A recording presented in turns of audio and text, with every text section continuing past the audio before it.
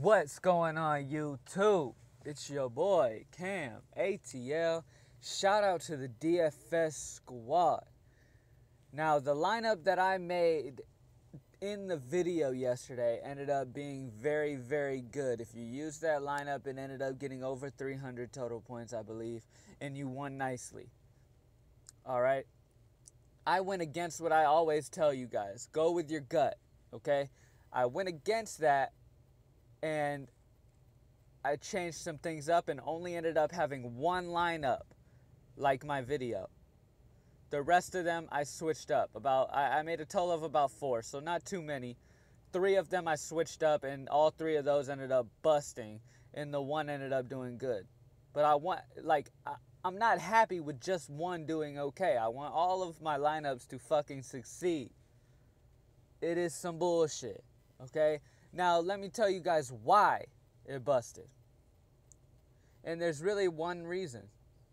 Jabari fucking Parker. Now, people compare him with Andrew Wiggins and say, who do y'all think is better? And all this type of shit. Now, Andrew Wiggins has his snowflake-ass days, too. Okay? But Jabari Parker, bro. I actually was one of those people who was like, you know what? I do believe Jabari Parker is better than Andrew Wiggins. I do believe it. I think Jabari Parker is underrated. I think Jabari Parker is very, very legit. And I've been saying that. But then I go and I use him in my goddamn DRAFTKINGS lineup, and the dude literally busts hard. He had like 1 DraftKings point after this at like halftime.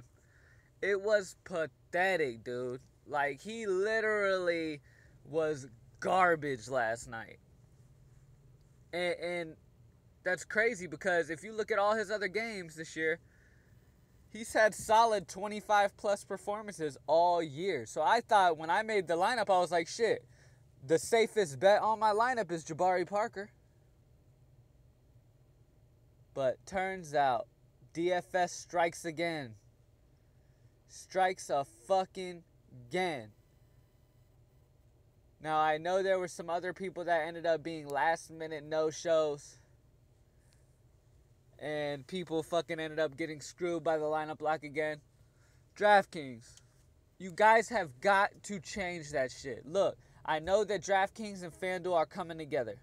How about this? How about when you guys come together and you make this super fantasy? How about you guys take lineup lock? Do something for your customers. Not one person in the whole goddamn world approves of lineup lock in NBA. It makes no fucking sense. With things changing the way it does throughout the day for NBA, that's the dumbest shit ever. It really is. There's literally nothing in this world that is more stupid than lineup lock for NBA DraftKings. It's fucking ridiculous. All of the sports where you don't need lineup lock. You know what I'm saying? Like, all of the sports that don't need lineup lock have lineup lock. It's fucking ridiculous. Like, fucking NFL. NFL doesn't have a lineup lock. But guess what? NFL, you know by fucking 8 o'clock in the morning who's playing or who's not playing. There's no reason for that bullshit. NBA, shit changes every goddamn 2 minutes. Whatever, man. I mean, I already know what I say goes right over their head. They don't give a fuck. They're going to do what they want to do. But guess what? Somebody's going to make a fucking DFS app. And that app is not going to have lineup lock. And that app's going to have actual people who respond to people. And not just automated Bob, Jim, and Sally anymore. You know what I'm saying? Better tournaments. Y'all are having some weak-ass tournaments lately, too. Weak as fuck. And honestly, FanDuel and DraftKings knows that competition's about to come. That's why they're joining together. Somebody's going to make an app. And I'm really going to start looking into it too, because I'm not even going to do it for the money. I'm doing it because I love DFS. I love sports so much. And this heightens the excitement of sports by like times 1,000. So I'm going to create an app, or I'm going to find somebody who knows how to develop apps. I'm going to have an app made that is going to absolutely destroy DraftKings and FanDuel. No lineup lock, better tournaments, all types of shit. Just everything better. And then let's see what DraftKings and FanDuel does then. I wonder if a Sally, Bob, or Jim will email me saying, sorry. I wonder if they'll finally apologize. Maybe a real person will finally contact me. But let's get right into this lineup, man. We got a good little slate of games. Good little slate of games today, guys. Let's get right into the fucking lineup right now. First of all, James Harden against the Pacers. I love it. But here's the thing. For 12,800, coming off that 97.8 game at Philly and now they're at Indiana, I don't expect him to do that. I expect him to put up about 50. And 50 would be like 4 times value, guys. That's just not enough for James Harden, guys.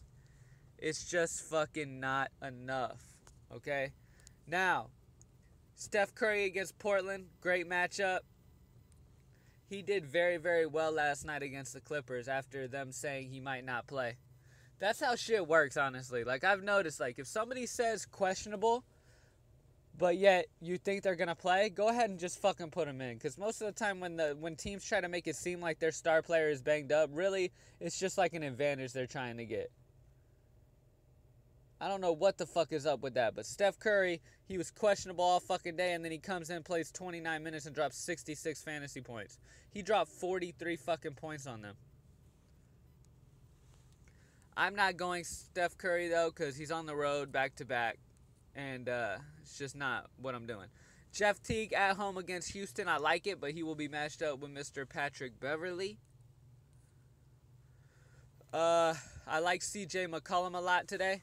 Elfrid Payton a lot. The problem with Elfrid Payton is his minutes are up and down. Elfrid Payton's minutes are a little up and down. It bothers me a little bit. I love Patrick Beverly against Indiana, but here's the choice, guys. I got a little sleeper pick for you guys. All the way down here, guys. Our boy, Rondo. Rondo, man. It looks like he's finally got that starting position back. And on top of that, they're trying to move Rondo. So pretty much they're going to play him extra minutes so that he can put in that work to get trade value. They want to raise his trade value so they can get as much as they can from him. Okay? Now, he's going to be getting starter-type minutes, guys. We understand that the depth chart and things switch around. I understand that things switch around in Chicago, but this is at Chicago against a sorry Philly team. I think he could at least get you 30 points if he plays 30 minutes again with them trying to get value out of him. He can at least get 30, and that's 10 times value. So let's get it. I love Rajon Rondo as a money saver today against Philly, man. As shooting guard, CJ McCollum. Last time he played against Golden State, he put up 55. 50-fucking-5. Now, this is going to be a good game. You want to be involved in this game, okay? This is going to be a good game in Portland against Golden State on a back-to-back. It should make it more even. It'll be a close game. It should be pretty close. It should be good. Portland always plays Golden State pretty well, too. I believe they beat them last year, but I'm not 100%. Small forward. I love Jimmy Butler, man, and here's why. After that sorry 10 fantasy point performance the other night, I feel like a lot of people are going to fade him. That's how a lot of people in DFS are, which I don't understand. If somebody has a bad day, especially a star like Jimmy Butler, hop on him that next night after a bad day because most likely they will bounce back in a major way. I love Jimmy Butler bouncing back in a major way against Philly tonight. All right, at power forward, guys. There's a lot of options I really, really like. Draymond Green You would think that's a great, solid matchup, and it's awesome. Last time I played him, he only got me like 40 points, and I need more than that, man. Like, I want somebody with higher upside than that. Okay? Draymond is fairly cheap at 7,800, so I like his price. I'll give him that. I like his price, and I like that fucking game. Period. But I like Aaron Gordon at Toronto. I think this Orlando-Toronto game will be a good game. And I think it's time for Aaron Gordon to have another one of those big games. I just have that feeling. I just have that feeling. I think he will play a good amount of minutes. And I think he will do very well against this Toronto team, man. I think his athleticism, the fucking pace that he brings onto the floor, is just going to be perfect for this type of game against Toronto. Toronto is fairly fast paced, too. And this will be a high-scoring game. And if by chance Toronto does get up, Aaron Gordon should get some good minutes still. So it's not going to affect him, all right? Now, as center, guys, I love Jonas Valanciunas against Orlando. Now, yeah, you got Anthony Davis against Washington. But really today, guys, other than a couple people, there's really not many stars, like big name stars. I'm not taking Harden. I'm not taking Anthony Davis against Washington. Okay, so first of all, because Harden is going to come back down a little down to earth. He's not going to do the 90-something point again, okay, guys? All right, it's a great matchup, but he's just not going to do that again. On the road. He's been on the road the last, 5 games straight. I just don't see him doing it again, okay? Anthony Davis, a fly could land on him. He could be out of the game. I just never play Anthony Davis. Fuck Anthony Davis. He is the softest dude I fucking ever seen in my life. Really, he is. Now, Draymond Green. I love Draymond Green as an option, guys. Matter of fact, things might change during the day, and I might put Draymond in over Aaron Gordon and figure some things out. But as of right now, with this lineup I'm setting right now, I love Aaron Gordon, man, for that pace of the game. I feel like he won't be highly played. So it'll be good. Now, I like Nikola Vucevic tonight. But I also love Jonas Valanciunas. Like I said, guys, I'm into this game. I like this game. Jonas plays well at home as well. And against Orlando, it's just a great matchup for big men. At the guard position, my boy, since I'm not going James Harden, I got to go the second best. My boy John Wall at New Orleans. New Orleans gives up a shit ton of points to point guards. This should be a good game at New Orleans. John Wall should have to keep it 100% foot on the gas all game. It should be a good game for John Wall tonight. At this forward position right here, our boy Noel. Our boy Embiid is still out.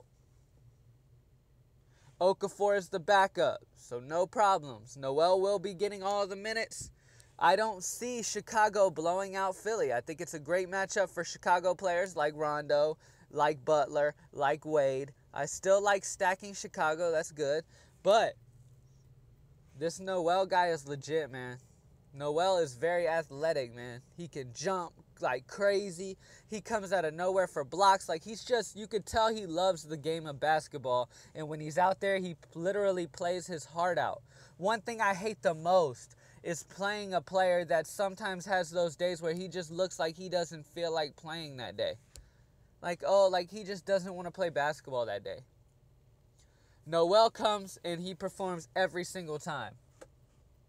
Every single time you watch him, he looks like he's having a great fucking time out there. And it just makes my respect level for him so high. It makes me love Noel, especially against Chicago in this great matchup. He's going to be trying to get boards and shit over Robin Lopez, which is pretty simple to do, honestly. Noel should have a great game. And down here in this utility spot, we got 3,300. I know you guys are asking, what are we going to go for 3,300? I got a little sleeper for you guys. It looks like Hilario is the guy in Houston for big men. And against Indiana, that's great, because Indiana is bad against big men. Okay? Hilario played 27 minutes, 32. Hilario doesn't, I know I'm fucking his name up, guys. Nene, he doesn't play crazy amount of minutes consistently, but he always puts up every time. It looks like the last couple games they're getting him 20 plus minutes, and if they do that, he should get 30 plus fantasy points, which is 10 times value. Hop on Nene today against Indiana. Unless you hear information stating that Nene will not be playing many minutes, run with Nene, rock Nene for 3,200. I see him bare minimum getting us 30. So he's going to bare minimum get us 10 times, guys. And that's what you need in a winning fucking tournament lineup, man. So here it is, guys. We got Rondo, McCollum, Butler, Gordon, Valanciunas, Wall, Noel, and Hilario. Fucking Nene. Fuck it. I'm going to stop saying that last name because I know I'm butchering it. Thank you, everybody, for watching, man. Like this video, subscribe to the channel, hit the little bell down next to the subscribe so it notifies you every time I post so you guys don't miss anything and you can get your information right away. Follow me on Twitter at cam_ATL for all Twitter updates and all cool shit like that, man. Make sure you follow me on Twitter. I appreciate you guys watching. Once again, like this video and subscribe to the channel, and I'm out.